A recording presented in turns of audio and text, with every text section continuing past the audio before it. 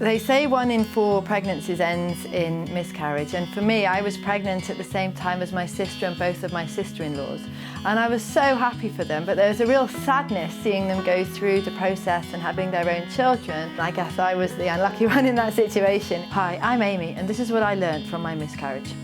We were sat on the bed and the sonographer was doing an ultrasound, and I noticed that she was starting to look a bit worried. The sort of room changed from really happy excitement to a kind of quiet shock.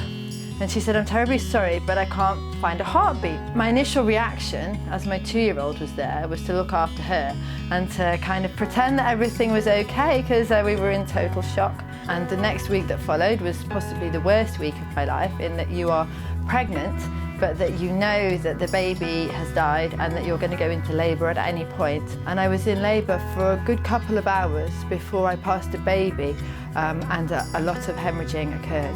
Baby was about the size of a hand, and it was a perfectly formed baby with eyes and teeth and a tiny little thing that we then went on to bury in the back garden under the jasmine tree, having already decided beforehand what we were to do. I carried on, but it was about 10 weeks of bleeding before actually it stopped. My partner was amazing. He supported me through the whole thing, the night itself, the day after, but he then had the burden of looking after a severely ill partner, looking after our 2-year-old and doing all the nursery drop-offs and pickups and carrying on with work and holding the whole sort of show on the road for 2 months. I'm a specialist in health and mental health, and in my entire career working in all sorts of different organisations, I've never heard of anyone, male or female, say that they've been off work with miscarriage. Within 3 weeks of my return, I was told that I was to be part of a redundancy process. Obviously this was a total blow in that I was physically and mentally unwell. The whole grief of losing your baby, losing the life, is something that needs to be worked through. It took me a good,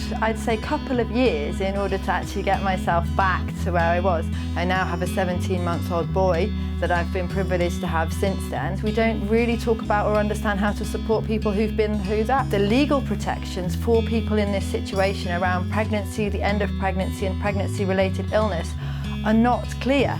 And there are many women in my situation who face this each year. Whilst I'm campaigning to change the law around this, we can make so much change as a society already by just humanity towards our fellow human beings, whether that's at work or our friends and family.